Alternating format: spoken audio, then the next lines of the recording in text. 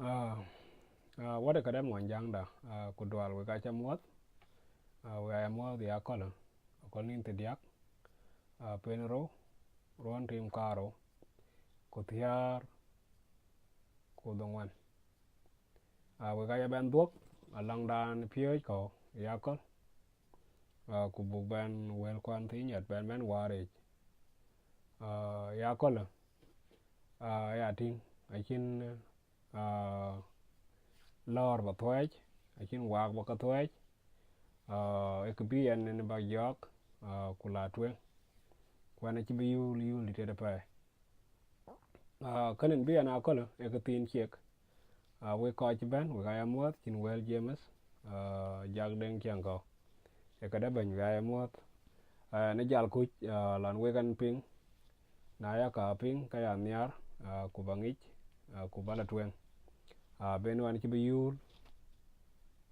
long kanich we ga chalor we ga chamot kan biyan akol we ko we ki ben we ko blog ben e tin chek taban pe den relan ga tin kana ya tem ba ka tin nyech ba be ku ben wa mat nyan kai re lain ko ben la ku bu ben ajwage we ga cham ngot we ga chalor kan bi ana ko la tin pole leng ki chol diet retin diet e ben akit we ku ben chol ke roi au ba be ra roi ke in nyen roi ke in wala ran roi ke in diet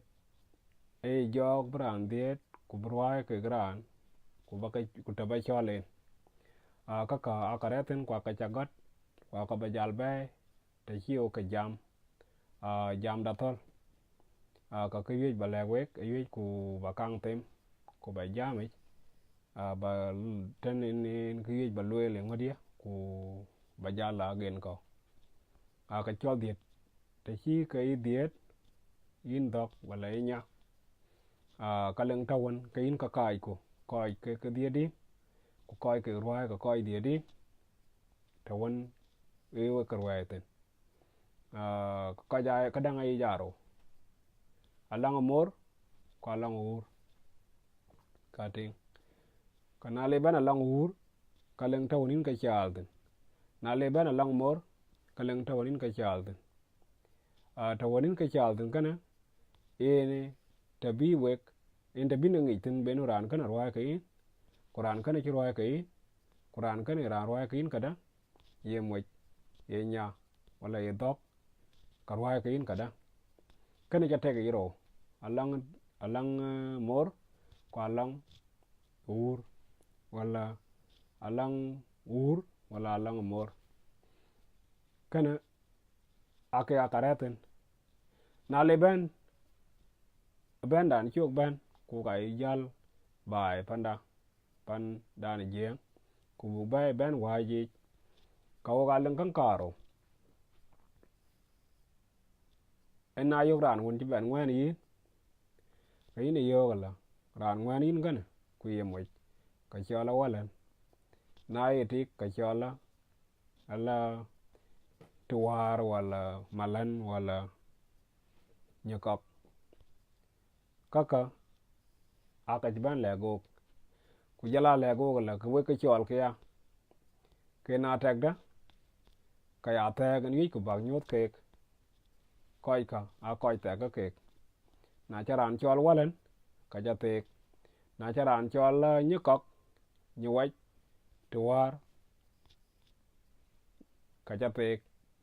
kaka aka ban loy na won jok la tin bu kya de karan ni ku chol nyakap nyawaj malan ayara roi ka in wala nyawaj ayara roi ka in kada in kon jalwe la ka ta got ku ka bla tin baden bu ke gatin walan aya mani ur wala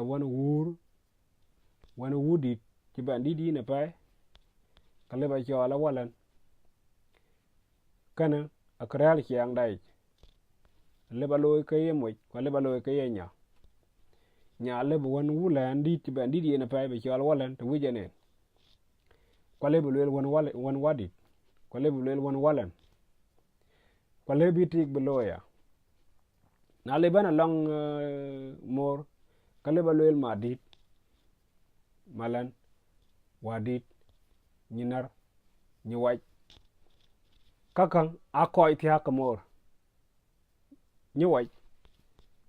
ayaran tiya ka wur nyan kani wur nyan gol wur ale biya waj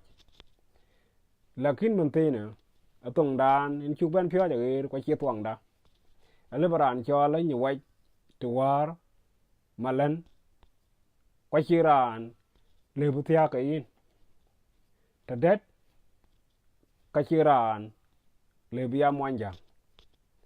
kwa le ba chola nyiwaj tuwar ka ya lwel ka ya eti chine lwel ante English tabana chu kwen lakin ne chena tek da ka ngoj kuben ta lwel ni nante krel ante ele biya waj nyikok tuwar malan ale bi retin ben na lwel walan ka walan le bi lang wulan akidi walan min tina chi aloy ben tan ran won e yok ka dit yin na chok ben dit brin won bi chol wadit bedot ka ngwar chol walan ajana chol wadit karyak po kulwela ke bi chol wadit ka je diop lakini bi bateki kala yin monjang panda pan chengok tin ran le bi chol wadit ko chi ran wa ke yin ran che diop ko chu numur mit ran le bi chol wadit ran che diop ko chu numur a che ka mit le bi chol wadit atak de ke wadit che lo blang ran ye ale ba loya balwel ma dit ke ting won ci dit ko ci numur mit ale ba chol ma dit beno ci dit nang le ben walan ni waj malan ka koy ruai ke mor kur atan wa bala gen komuntina beno ka dang ci ting ci ta kwani utan gan ngi ka an ci yu tan ka bala ting ke example wala ka ta nyuat ka ta nyuat ku biyo ke malan ku wadit ku nyuwaj ku malan buke kati ka kanen biya na kol kwa buke garam ku bagyal tin a ku yij balek we ya tolwilan kada kwa ya ka yo che nyande ke gatka an bada ya kol na lengi ram pye ka batem ku baber an kan yij bakang ban bok we ya ku bangi nang tagda ka kiya loyel aya ka ping kane ba bok we ku ga bala gen ko okay ka pye ko ya kol kin kala deet watde yëngo deet watde yëngo ka ja goten ja god wa ku la kong ichwech ku gat tan ka yina ko alle batin ke kong ichwech wala batin ke kong cham ka ja god kan machar kini machar ku ja god kan malwal ka ja god kan malwal alle wa ku atay num nial ta chi ok jal den deet watde yëngo ko ga ba pin ku na buk pin ko ga ting wa ku e wa na lok pin ngota wa chok buk la pin wa ko ku lok ku pin kay ku yok ka cha got pin la wadit walan nyinar wani walan wani nyan kai wani nyiwaj wani malan wani wadit kaka alla pinten alang wur koy ruai ke yen tale ba chol ke kan kana ko ga tatin lakin ayi ba nyot kala agoy na ngi kaka ale ba ka ware ale ba lelo wani nyiwaj wani walan wani malan wani nyan kai kwa ke ka ga tatin alang wa kana kiti got akin machar wa e ya wa ku wadit wa da i dit wadit walan wa a la e na walan nyinar nya i e ra nyinar wan malan wa e na wan ma wa a la e na walan wan nyan kai wan nyawai wan malan wan wadid wa yi tok tin tan talen ben wa ko a wa ta lewin ka ko ruai ke ur ba ka chol ai chol kala na luk ben along a kong chech tan ka a jal ku ya kong cham tan ka yi ran dai kana le ben ko long di kong chech a kai god la ma a ma ko ke ruai ka mor alle ba ben ya tan ya ku le madit modit ya libre la lang ur akadat jam nyang we wan modit libre la lang ur benu man ur le ya modit ka jam mor wan ko won jale we la tlen ke dong we ko ga la ko pye ret modit libre la lang ur ya modit libre la lang ur lakin mor ene ke yej ba nyot madit malan nyekok nyan malan nyan kai nyan nyewai nyan madit kaka ale ba ka ben man loy along ma ta got tin tan ma a tigit a kinpit ma eleng koi ruai ka yen aleng madit aleng malan aleng nyekok aleng nyan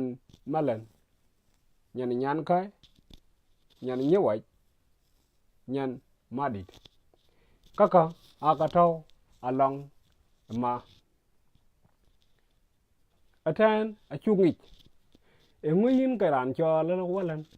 enguyin karan chola la malan enguyin karan chola nyinar wan malan wan nyan kai wan nyewai wan malan wan madit malan nyekok nyan malan nyan kai nyan nyewai nyan madit ay ka chol ke koj ruai ke yin nang lok ting la ku buk ware anti dan egao eni kulwel ke anti ye ku taw tan tan men talen la kan ka la ka law ba ko le kan anti ku jal ting di duar jal yok wala ba nyane duar yok ka ngwan to yin ku jol chola anti ka kan ram kada e ure ne dor aye more ne dor na ye more ne dor ku chola nyinar ka kachiraj mor ku ye dor ku chol men la nyinar kachiraj na ye ur ene dor ku chol men la walan kachiraj lakin na ye ur e monjang ku jal wondi duara chol la walan kayuk kaka chirut mat kada kana ene ku wijanen ku ba ni al ko chigan ku jogen ayo ku loy geo ko chu ko loy be nu war ku jogen ayo ku loy la ku wi ku bukai tek lakin ki ngik ko attack tan wo gen a wo monjang attack monjang a chi ye ba ya ger bu nyodin attack da ini ku te ka yik te ku loy ka kwa tan ka yin nang cha ben bu lor kada bu mo kada lakin ale ban diet au diet ene ter ngiten ale ba jo kala tayo kan ka ke gran ku tiayla yin iran tano kalwela manawul iran to kierno an ran po bol nang lwela an nyen po bol ay kalwela in hiya nyen walan in hiya nyen walan tawar yo talwel ke nyen po bol ka hiya nyen walan beno an ran po bol nang lwela ana ran pabol ka chi awen walan chagyo ati nyan pabol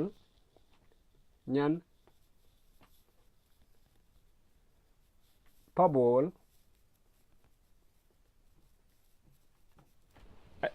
e nyan kai ale biya nyan kai choga lon chene ma en die den lakin e nyan pabol ale burwai ke wa atena chi nyan kai nang ai ran kai tut ka nyan kan cha kong ben ai rian ka ga dong anum ku ta gop ke nyan kai na lwela ke wa ke ran pabol ka chi awen walan wujitan ka chi awen walan na awen walan ko ga chirwai aten ku choga in kulang ki yogen kale ba kon kunye ke ta kon awen walan kwen ke yen piap ku bu ka bungi ki ko chol walan iran yinda acha yuk benu ache ga dang rejen ale brani chol walan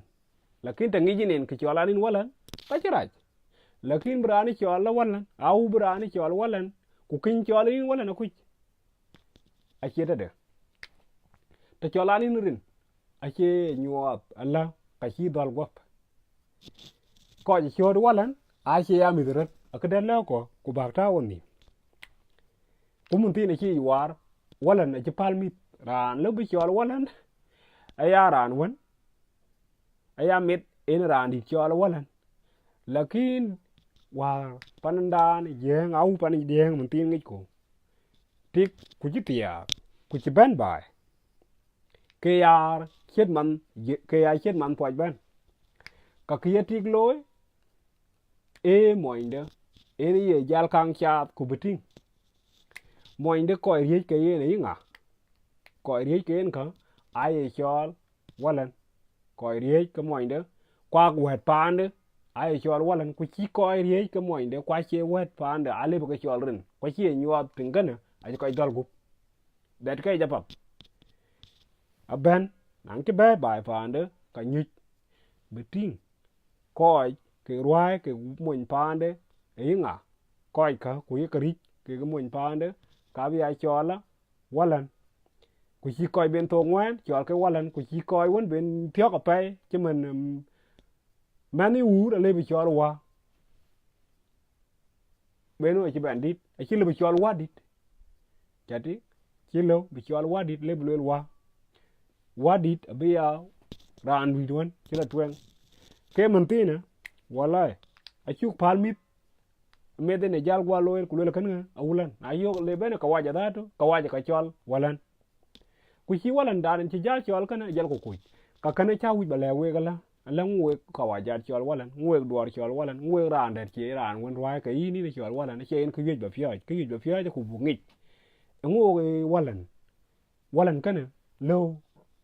bolo ka lo kada ku wade use e ka dang ku ya tek nang a tek ka tek cái trên nang charan cho rin wala charan chak ka cha tek a tek arel ke yin ka ba luoi ran ta ba luoi ran ku ka ta won ke yin ka rel ka ran ten in ta tel a tek ten a tek a liu a ka chir ka kai so ana bala ten ku ba kana ku ba ben kwen a det ku nyod wek benu ka ka kawan ke glapen wa ala ngai wadit madit ya walan nyinar wan malan wan walan wan malan tan pe wan walan wan nyan kai wan nyewai wan madit wan madit ala ba ben tan madit malan nyokok nyan malan nyan kai nyan nyewai nyan madit now nyoko kana ya ting nor ting man yimor ina ya nyoko ting man yimor ina ya nyoko nyan molan nyan molan e molan en lang nyande nyan kai e nyan kui en lang nyande nyan nyewai e nyan kanim iur ene leng nyande nyan madit e modit au tiken kur ene met ta koren kwe nyan kani ur ke nyan modit kati kaka ake kaka toten lakin muntina abaku dun ja loy we koy wijen agoran wich ana den koy a chola walan ku koy ka walai baka wicho ku te ka yo ke kabor kwa che pobol kwa le baka yok ke koy chen kwa che koy ram ke koy wan wai ka en kwa cholen la walan e kadang in te ke gan e kadang di den ke a che to ko poch so kana en ke chan kan ba ku ba pyoj ku ba ba nyal ku buk ting kana e ka bui ku ago ku ngi akam kwa a kana en kani en chan ban ba ban yod we ku we ga chale we ko ci ban we ga chale ku we ga ban do ga le dit mal wal bo da nyaare kada we ga cha do ga le dit ani ci ban tan o ka tin chan ban a ko len ye ba ware kwen cha goda gen ko en atak da ka ke chol attack tan ko mon jang a chu ga ba be buk ti ran nyen aye ku to wi pot ku lui kuran te kita wan ya attack en ka chete te bin karan lor tan te bin ka yem tin karan a che na cha ja chol walan ni kok malan madit ni nar ken kin ke ja te wala nyan kai ko ka ben a liutin che mun tong ka cha ka nyang we wan ka cha nyang we wan e wan wa ma ko nyan kai ke nyan ka we a cha wi bakri bi gwe alang ki chu luel tan ka ku luel tong english la cousin kana a chi chat na cho ka ko ke ki pya ke ni ki bai kang pyang bu bai pyang bak bai mat ka ko re bai ban ka cousin ba jal ku cousin kana nyan wa mu de nyan ku nyan mo la ne nyan nyi wai wala won nyi wai won nyan ku won modi a chi ben ngi to wala won wulan a jala cousin ban na cho ka waje ni ko bai ka le ku bu kyal ke cousin de chen aran jirel ko fa ka tingalo this is my cousin so kaka aka wich ko ku bu ka ngi na chu ka ngi cái mình cho gao hoặc là để cô nên luyện là cái thiệt quý bây giờ mày chơi yên mới chỉ là cái nó quý con bây giờ mày quý dùng chỉ căng giọt cái gì được là khi nào cái chi coi gác có giá gig bơ gác vì cô là nó chả lâu bơ nhà cho là lên của thuốc bà là thiệt trên u là trên ănเลยbơ nhận mến là thiệt chứ đừng làเลยbơ nhận mến thiệt chứ đừng liều cái lấy của anh mà coi chứ tán coi anh nhá ku bukana bu gal ban ting kwa ja ba ke ya ko nange ku wije ni jam ki la ba jal ko pe di ko ben ko dang tan ya got go ran wan wije bengi ku chi ran wije be jwage bla jwage ko yin an chol de pyo bo da nyari nya tingi ben wan tan mutin ku ta ke yin busy lor ba jal ben jwak ben a we ka ko law ni wan le bran an ben jwak ke dong we ku ke ro ko got ku ga chale ku an ba to tan thank you